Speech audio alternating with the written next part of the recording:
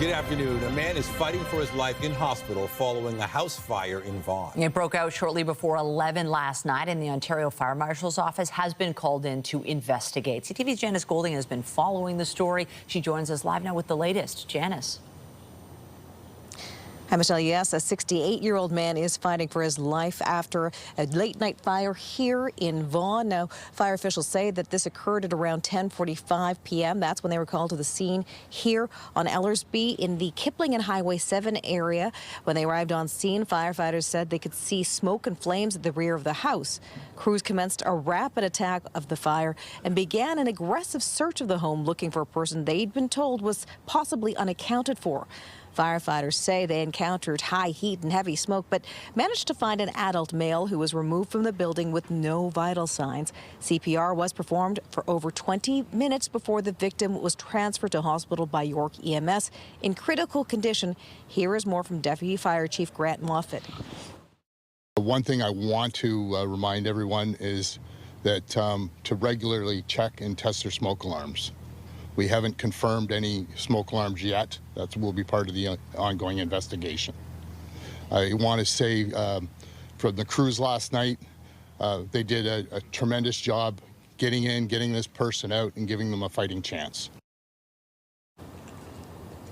Fire officials say one person who called in the fire had actually managed to self-rescue. The Ontario Fire Marshal's office is investigating. The cause of the blaze, of course, is still unknown. Reporting live, I'm Janice Golding. Now back to Michelle and Nathan. Thank you, Janice.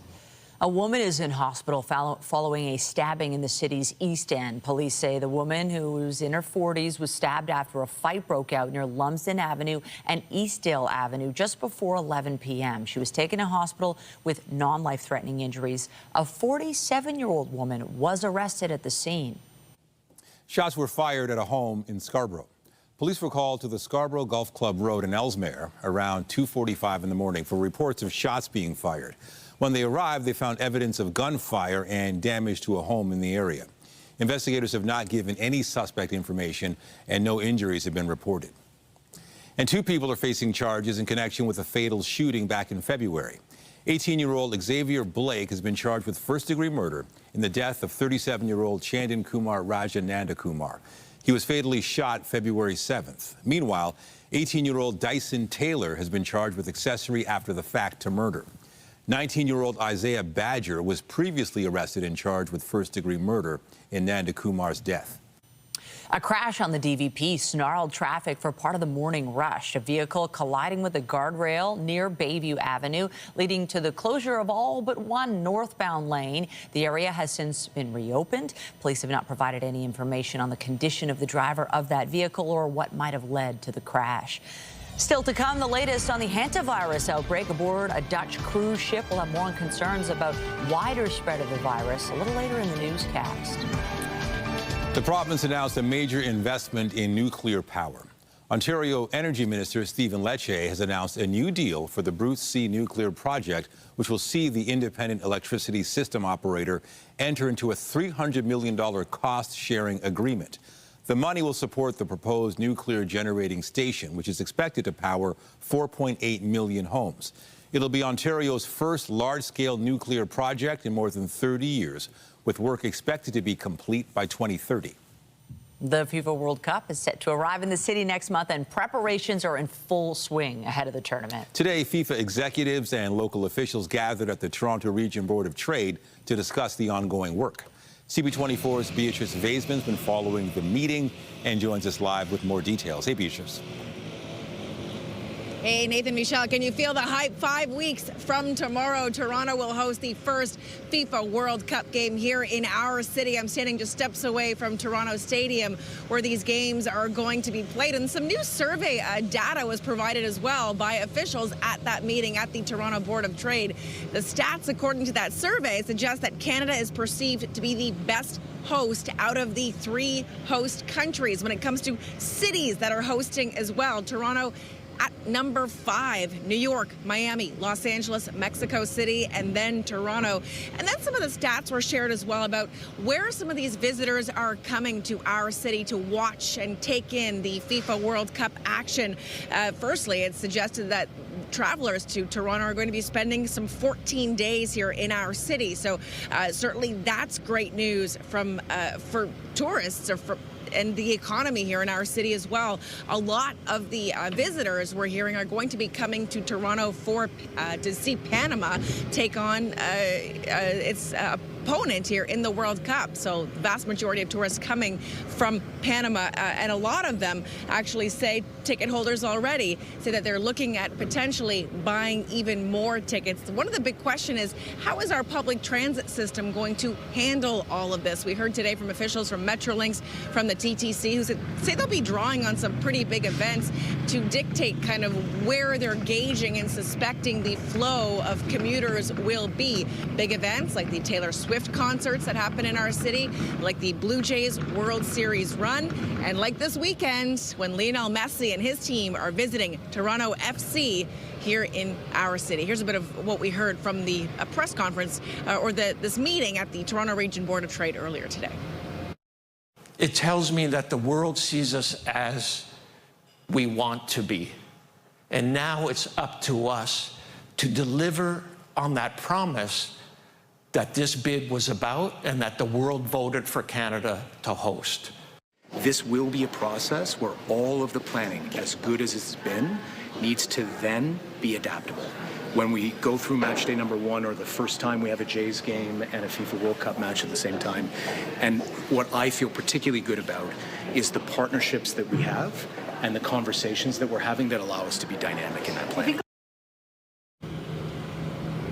So the city gearing up for a lot of action happening here in the month of June. When you look at the top 12 countries purchasing tickets for matches here in Toronto, Canada, overwhelmingly, people from our country buying a lot of tickets, USA, Panama, Germany, and Croatia rounding out the top 5. So again, as of tomorrow, 5 weeks away, the eyes of the world will be here in Toronto. It'll be a lot of fun. Reporting live from outside Toronto Stadium, I'm Beatrice Vaisman. Back to you. Thank you, Beatrice.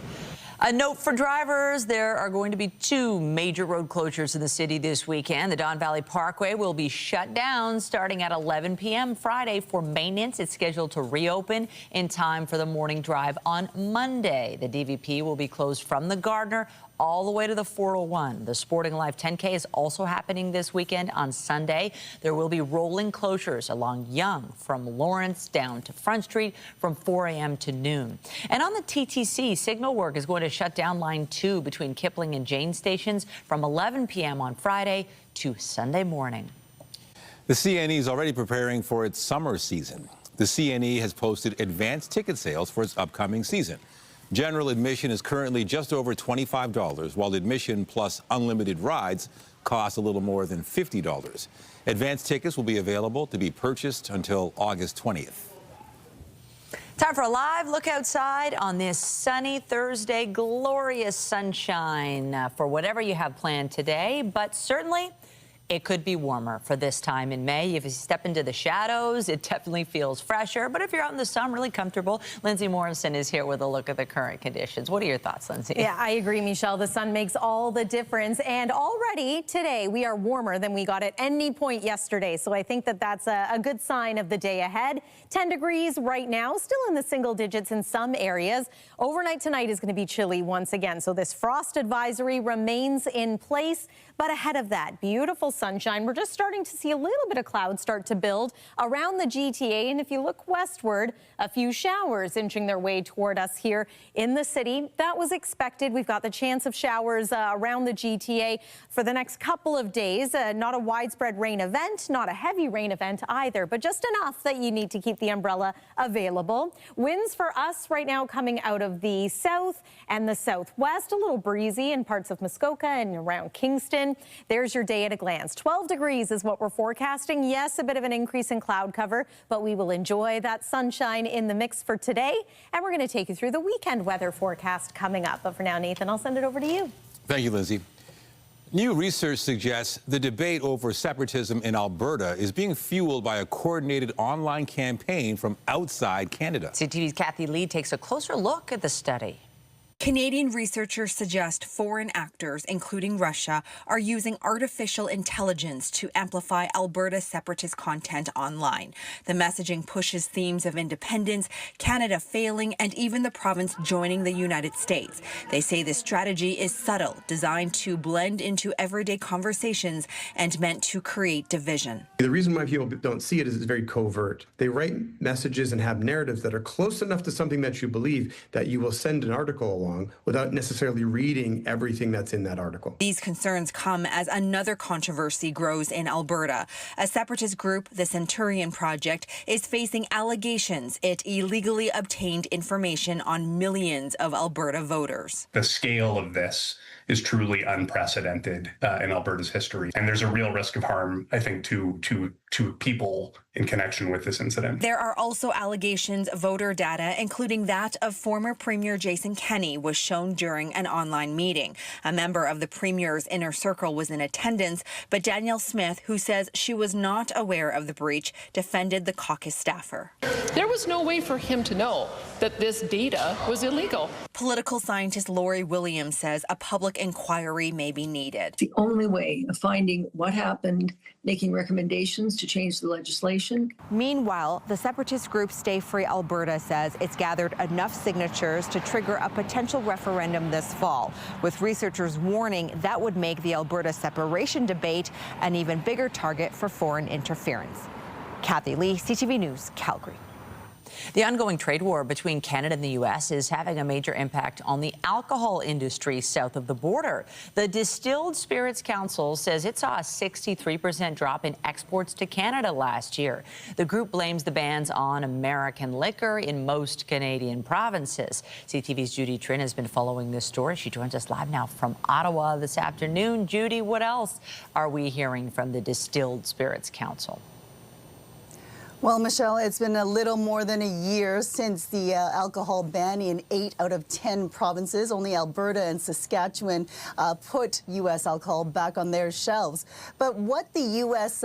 Distilled Council is saying is that this has a significant economic impact. It's hurting them in terms of jobs. It's hurting them in an industry that was actually growing year over year until Donald Trump put in his tariffs, until Donald Trump initiated a trade war. Take a listen to what Chris Swanger has to say. He is the president of the U.S. Distilled Spirits Council.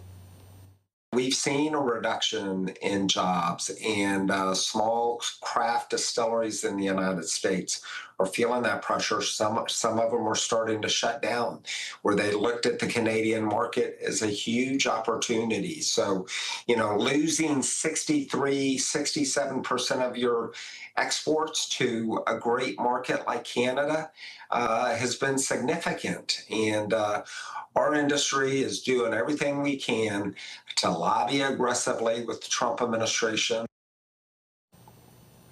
Now, about 1,000 jobs have been lost in the industry. The industry says in the U.S. that this could be the tip of the iceberg because the economic impact right now doesn't take into account the impact on farmers who provide the corn and the barley that goes in to these alcohol products. And Michelle, it's significant too because it's hurting Donald Trump in the red states. When we think about American liquor and spirits, we're thinking Kentucky bourbon or Texas whiskey or Tennessee whiskey. These are all Republican states, Michelle. Interesting to know. Now, we know these bans have been described as a trade irritant. Is that what led to this report? That's right. The U.S. Distillery Council is basically saying that they are lobbying Donald Trump to do something about this. They're also lobbying Canadian politicians to do something about this. A recent Nanos poll found that Canadians, though, are very happy to put in place these bans. They're happy to take this protest action because they believe that it is impacting and helping Canada's negotiating position when it comes to to the opening of the U.S.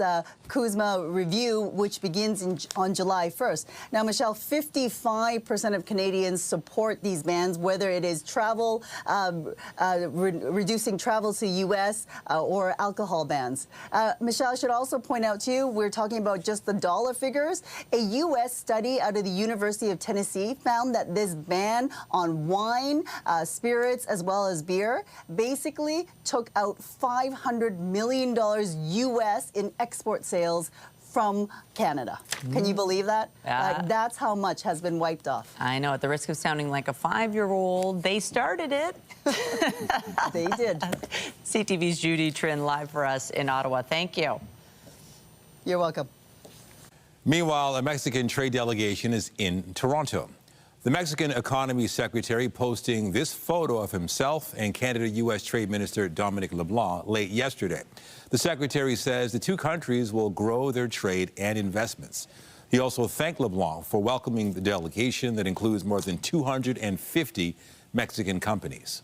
Canada's next Governor General will be sworn in June 8th. It was announced Tuesday. Louise Arbour will take over as the King's representative here in Canada. She is a retired Supreme Court justice and also previously served as the UN Human Rights Commissioner and Chief Prosecutor at The Hague. The swearing-in ceremony usually includes an address from the new Governor General highlighting the themes she will prioritize during her mandate. Arbour replaces Mary Simon, who became Canada's first Indigenous Vice-Regal in 2021.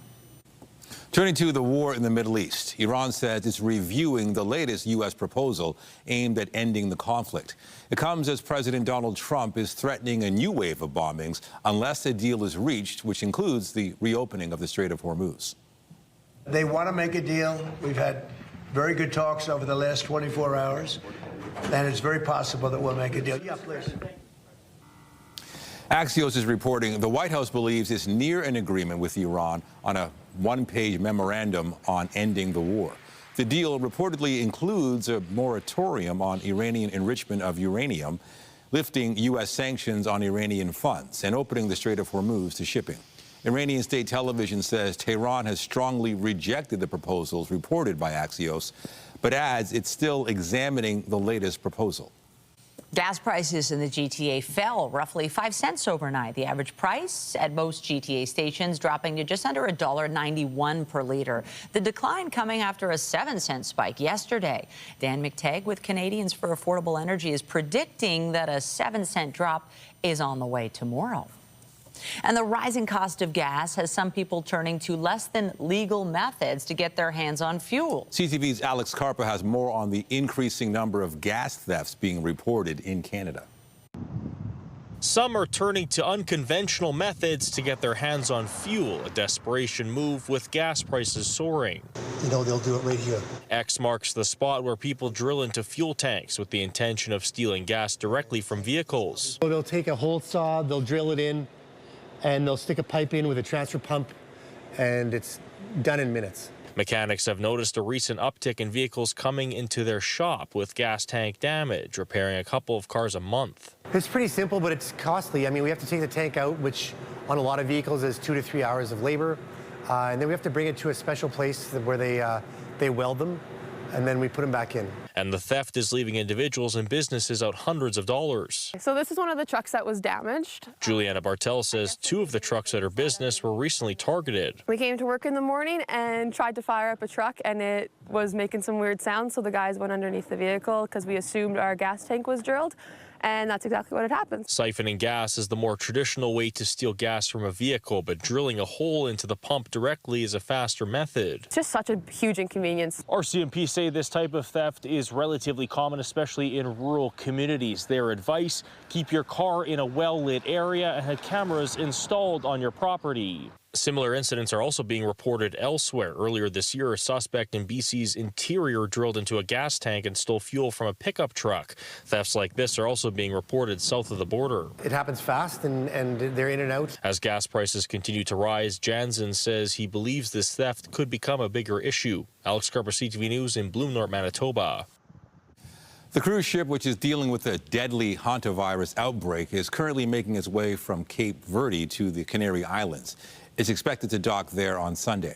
3 patients were evacuated from the ship on Wednesday, with 1 being admitted to hospital in the Netherlands. 3 people have died as a result of the outbreak, with 8 others suspected to have contracted the virus. Now, countries around the world are scrambling to track down dozens of passengers who left the cruise ship nearly 2 weeks after the first passenger died on board. A KLM flight attendant who had contact with a Dutch woman who died of hantavirus has been hospitalized in Amsterdam and is being tested for the virus.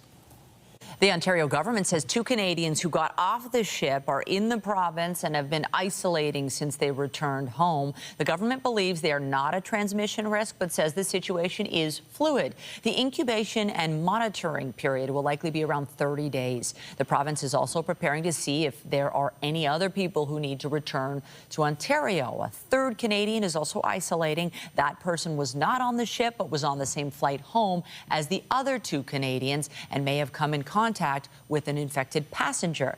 Meanwhile, Canadian consular officials are en route to Tenerife, where the ship will arrive.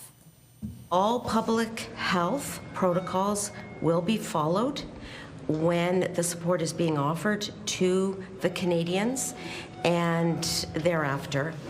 I will also indicate that we have contacted the Canadians by email after obtaining the manifest of the ship, and again, offering all support to those Canadians should they wish to have it.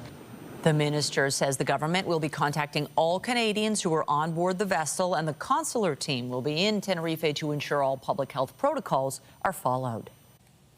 Living Legends is a friendly soccer match happening tomorrow at BMO Field, which will include iconic players like Brazil's Ronaldinho and former Toronto FC stars like Josie Altidore and Dwayne De Rosario. CTV Jessica Smith joins us now from Lamport Stadium with a preview, and some pretty big names are going to be there, Jess.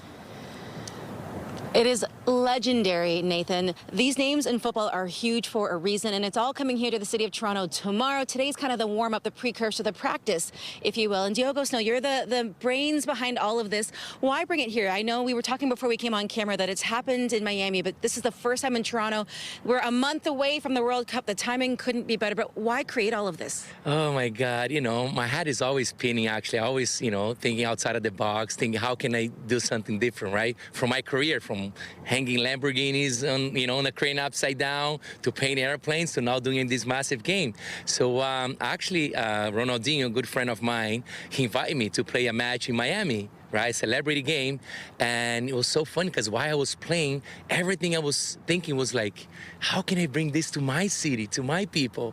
And from there, you know, with his team, with my team, we start brainstorming. And now we're here 3 years after, you know, 1 month before the World Cup. We're excited.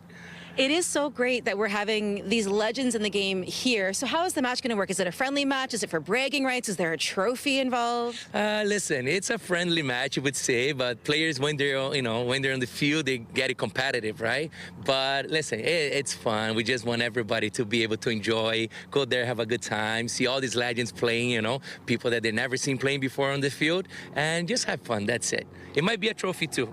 I mean, you never know. So you've also designed the soccer ball or the football, and you've also designed the jersey. Talk to me about the idea behind it, because the pink, there's a reason there. Yes, you know, I became famous for the hot pink color. You know, my art pieces, it's all based on the hot pink color.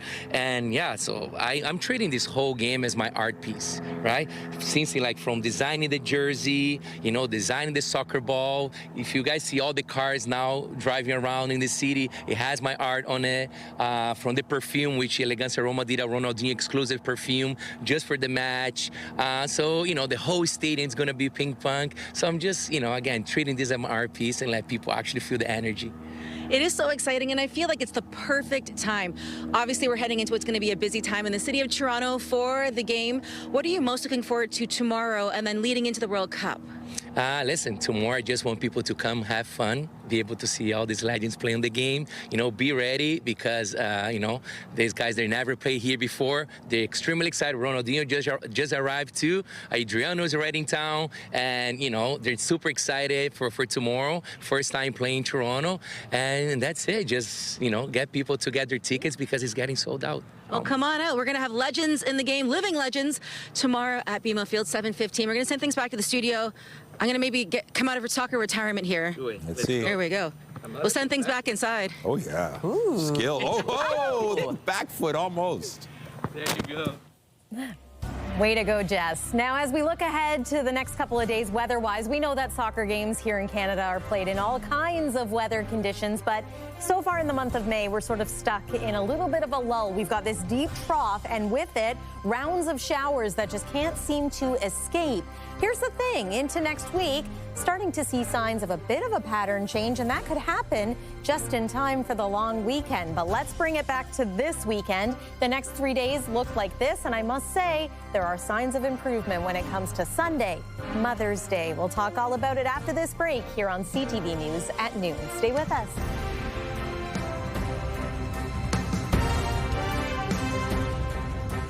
When you see it happen, send it to CTV News. Text 10400 from your screen to ours. Text 10400. Oscar-winning director Maggie Kang is in town and received a special honor during her visit to the city today. Kang, who is best known for K-pop Demon Hunters, also participated in a fireside chat at the St. Lawrence Center for the Arts.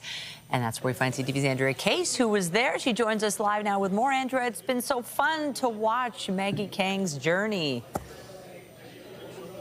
It certainly has, and and she hasn't lost any of her energy or enthusiasm for not only what she's accomplished, but also where she came from, which is, of course, the city of Toronto. She was born in Korea, but she came to Toronto, and this is where she went to Sheridan College and became an animator, and eventually, had a dream. She went to Los Angeles, started working for DreamWorks. She worked on films like Shrek and The Croods, and so while she was there, somebody came to her and said, do you have any ideas? We think you can be not just an animator, but a storyteller and a director, and the rest is history. It took her a couple of years to co-write K-pop Demon Hunters, and the rest, they said, is history. She's working on a second film right now, but when we spoke to her after the fireside chat, and there was no fire, she talked about why it's great to be back here in Toronto.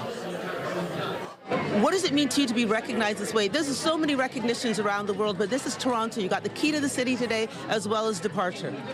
I mean, I'm a proud Canadian, and I remind everybody that I am a Canadian and not American, because there's a massive difference. But coming back to Toronto, where all of this really started, this is where my love of K-pop and really my love of my culture really solidified. So it's very full circle. It's like a nice capper to the end of award season. Yeah. I'm calling this a Maggie Kang Day in Toronto. Mayor Olivia Chow was here today, as you saw, and gave Kang the key to the city. It's not something that a lot of people get, but because of what she's accomplished, making this film and putting Korea on the map and Toronto on the map, the mayor thought that this was the perfect person to give the key to. So tonight at 6 o'clock, we're going to be at Departure Honors. They are honoring a number of people in the arts, including Maggie Kang, and I'll have all that for you tonight at 6 o'clock on CTV News Toronto. I'll send it back to you in the studio. All right, thank you, Andrea. We love it when somebody from here makes it big, and it doesn't get much bigger than Maggie Kang. I know, Oscar winner, and she hasn't forgotten Toronto. I mean, she's loving the city. I love that. So great to see. Now she got the key. She's in good company, too. A lot of people. Drake's got the key. Yeah. Weather-wise today, just beautiful. The sunshine makes a difference, even though we could use just a little warmer temps. I found the key to our happiness, and it's a little more sun, wouldn't you say? Some warmer temperatures would be good, too, but we continue to trend cooler than normal for today over the next couple of days. But here's some good news. The weekend looks to bring a little more sun than it was looking like even yesterday. Weather is brought to you by the Presler Law Firm Injury Lawyers. You don't pay unless they win. And it was a beautiful start to the day today. We had a gorgeous sunrise, and then this is what it looked like from the CTV News chopper. Great morning to head to the dog park. Doesn't that look fun? And of course, the grass so green because of all the rain we've had so far this spring. Considering just how soggy it's been, it is nice to enjoy a day like today, although we're not completely in the clear either when it comes to wet weather. Look at what's happening now on the satellite and radar. We're starting to see more showers bubble up to the west of Hamilton, so back toward Brantford. If you're joining us from the Guelph area, you might be seeing a few sprinkles of rain now too. Bit of an increase in cloud cover happening for us here here locally in the city of Toronto. And yes, we need to keep the umbrella handy for this afternoon and this evening too. You'll notice that it's no one big low pressure system that's moving in. It's just scattered wet weather with the chance of that happening over the next 3 days here in the afternoon and early evening. The wet weather does look to become a little more organized as we make our way into this evening, mainly Toronto and west toward Hamilton, around the Golden Horseshoe and into Niagara. Plan on there being a few showers as we make our way through this evening. Those move on out, and then it's another clear but chilly overnight tonight, hence the risk of frost once more. There's tomorrow morning at around 9 a.m. anticipating some sun. That would be great. Chance of scattered showers again in the afternoon, and then heading into the day on Saturday, we for the most part see that system stay to our south, but we've got a front that could bring not only some showers but maybe some embedded thunder showers. And then Sunday, drier now by comparison with hopefully some sun. 10 degrees is where we stand right now at Pearson Airport. I'm going to remind you of the fact that our seasonal norm keeps climbing pretty quickly. So now the average temperature this time of year is 18 degrees. Really puts it into perspective when you see what our forecast highs are going forward. +2, the expected low overnight tonight for us, but many communities are going to be below freezing as we make our way through the overnight hours and into early Friday morning. There's tomorrow at a glance, 15 degrees. Yes, that is an improvement, and that's what we're expecting for Saturday as well. Sunday, about 14 for the high. Cooler than normal, but we'll take temperatures in the teens. I think most of us will. And again, a little drier with even more in the way of sunshine expected for the early days of next week. That's the weather for now. Nathan, going to send it over to you. Thank you, Lindsay. The Toronto Tempo are hitting the practice court for the final time before their season opener tomorrow. They'll be taking on the Washington Mystics at Coca-Cola Coliseum in their first ever WNBA regular season game. CTV's Allison Hurst has more. Lots of excitement ahead of this inaugural season for the Toronto Tempo. That season getting underway tomorrow with their first game. So today they're having their final practice ahead of the start of the season just at the Goldring Center here behind me. We are expecting to hear from some of the players later on this afternoon as they have that practice, and we'll bring you that later on. But first, there are some fun storylines certainly to be watching. Marina Mabre, who the star of the Toronto Tempo team, who signed a max contract back in April. We haven't seen her wear that Tempo jersey yet in the preseason. We are expecting that she will be ready to play tomorrow, so there's a lot of excitement to see her finally take to the court. Of course, Hamilton's own Kia Nurse, already a fan favorite here in Toronto. Lots of people would probably know her certainly from her commentary on TSN, but also she's a veteran with the WNBA. People have been able to watch her play for many, many seasons. Lots of excitement that she has joined the Toronto Tempo team. She's actually was the first player to get a bucket for the Toronto Tempo in the preseason. Definitely looking forward to seeing her get on the court. And then, of course, it'll be worth watching to see what happens with Kiki Rice. She's the first round pick in the draft for the Toronto Tempo, and she was integral in UCLA's run for an NCAA championship earlier this year. So there'll be a lot of anticipation to see how she is utilized with what is a veteran team with the Toronto Tempo. There is expectation that as the games progress, we'll be able to see more and more minutes from the rookie, so lots of excitement around her as well. At the helm of this team, there is a head coach, Sandy Brondello. She has come to us from New York, a veteran coach in and of herself, and a winning coach, a two-time WNBA champion back in 2014 and also in 2024. She won, and in 2014, she was also named WNBA Coach of the Year. So she is bringing a wealth of knowledge to this team to try and get them all together for this expansion season, for this first for Canada, having this WNBA team get started here. We do understand that the team is still working out the kinks. We know that the European League really just ended recently, so all of the team is now just coming together and starting to get a sense of what her system will be. But we are hearing that things are going pretty well. The pieces are falling into place, and they're looking for a lot of W's to come in this season. There will be a few games played in Montreal and Vancouver as well as the season progresses. So lots of excitement from all across the country as the Tempo get ready to play. They're going to be playing Washington Mystic tomorrow night at the Coca-Cola Coliseum.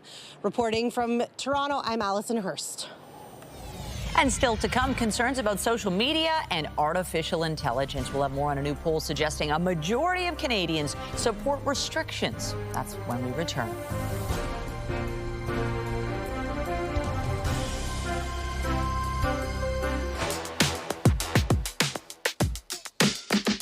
In Toronto, you can eat like a boss without breaking the bank. We're tracking down the city's tastiest, wallet-friendly venues, like this one, a family-owned Trinidadian restaurant. Let's check out what's on the menu.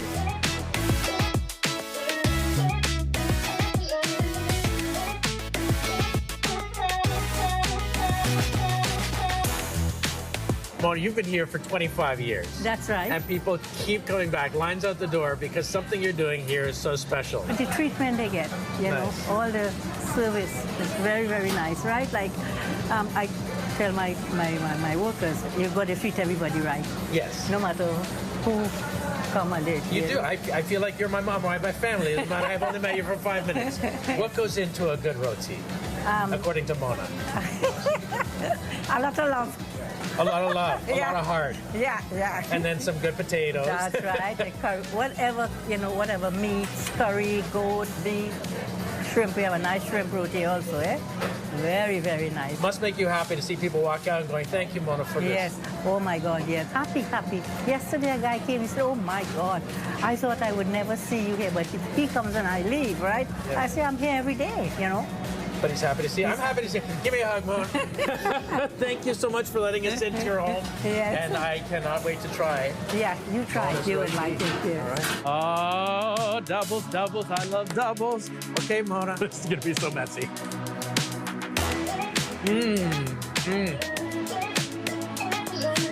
Thank you. He likes it. He likes it. I love it. I love it.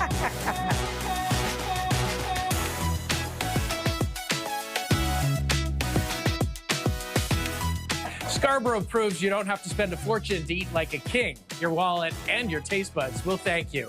And thank you, Mona. Okay, thank you. Full details at cp24.com. I got him.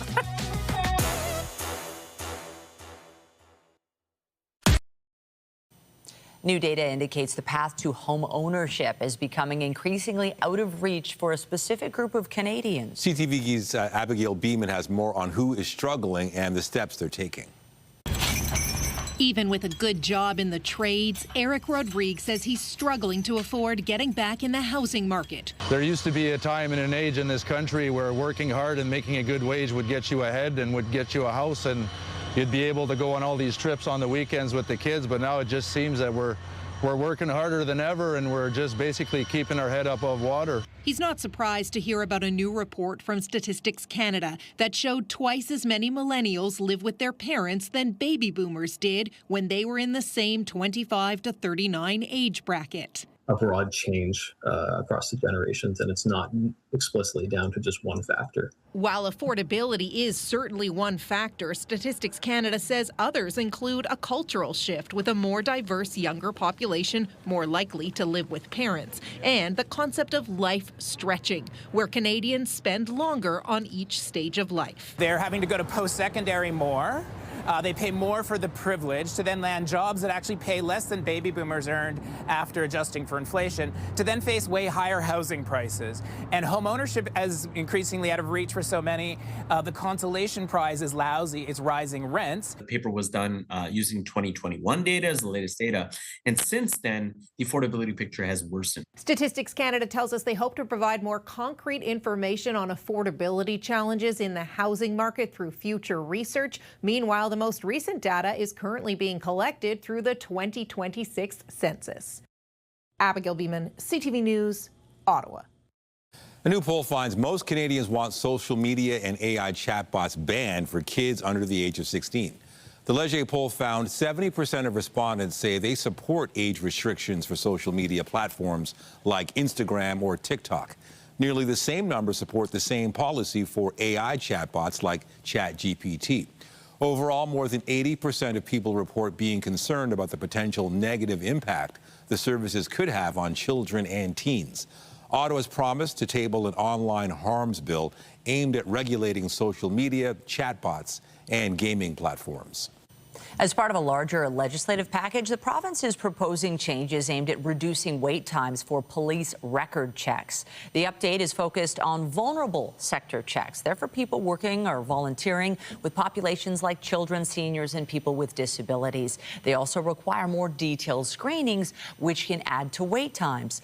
If the changes pass, designated police services would be allowed to help process those checks for applicants who live outside their jurisdiction. Solicitor General Michael Kersner said potential delays for those checks should never stand in the way of someone getting a job or giving back to their community. Still to come, Air Canada is taking more measures to address the rising cost of jet fuel. We'll have more on the changes the airline is making when we come back. Get Toronto's top stories, breaking news alerts, and watch live. Download the CTV News app. As the back and forth continues between the U.S. and Iran, markets are continuing their mostly upward trajectories.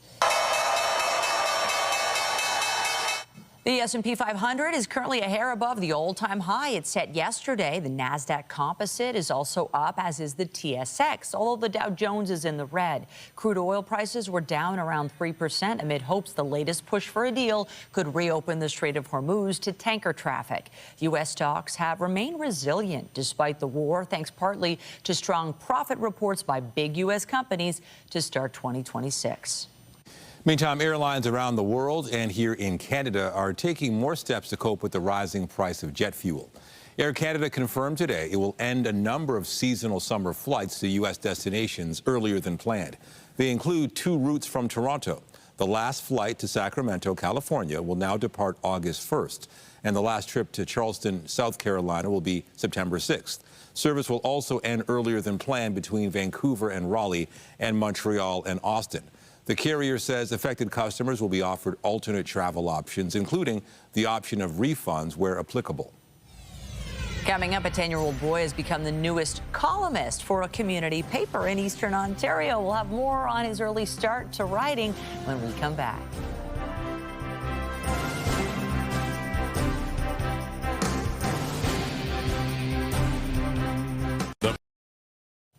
A community paper in a small town west of Ottawa has welcomed an eager new writer who happens to be 10 years old. He's the latest columnist for his local paper and says he wants to give people a kid's perspective on the world. CTV's Sean Varden has more.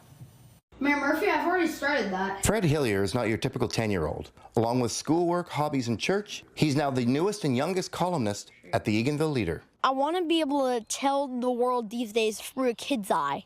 His bi-weekly column, Inside Fred's World, offers his hometown of Eganville a unique take from a kid's perspective. Pretty exciting. It's not something that you see every day, a kid getting to write for a paper. A good one. He can write about whatever interests him, and although it can be a lot of work, he hopes his young views will make people think. I kind of like make a list on Google Docs on my Chromebook, and then when I'm done with that list, the next day I write the column. Like this one, I had to make it like 530 words or something. It was kind of a little overwhelming. The Eganville Leader has been part of the Ottawa Valley for more than 120 years. When it was put up for sale in 2024, there were fears it would not survive. But when new owners were found, Fred knew he wanted to be part of it. When we introduced them in our April 22nd edition, people were actually excited to see someone that young with that kind of an interest. And I know that he's going to resonate well with our readers. One of my classmates, he's in the same grade as me.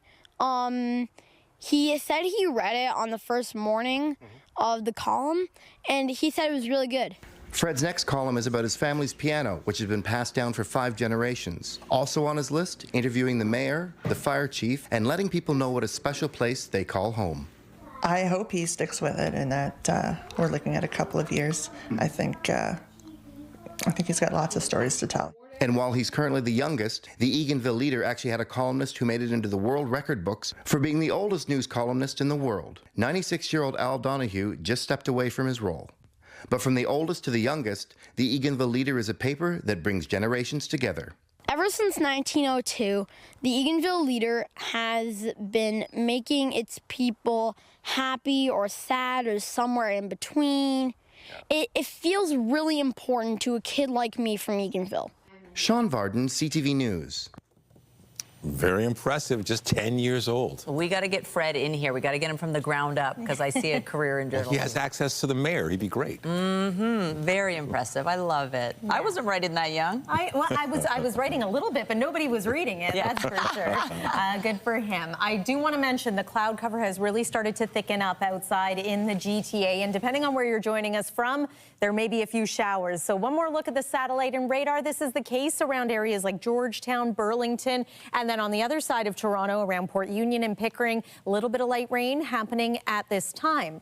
That chance is with us for the afternoon and the early part of the evening, but we should have some sun peeking through again. Overnight low tonight is about +2. Risk of frost tomorrow. Daytime high may be a little warmer, and we will have sun to start, but those showers do creep in for the afternoon. Let's jump ahead to Sunday and Mother's Day. It's looking less rainy, less cloudy, hopefully some sunny breaks and a high of 14 degrees. One more look at your 7-day forecast as well shows brighter skies and warmer temperatures as we make our way into next week. I do see signs, Nathan and Michelle, of perhaps a further warm up once we move past this 7-day forecast. So just to give you a little bit of hope before the long weekend. All right, I'll take it. That's encouraging. Thank you, Lindsay.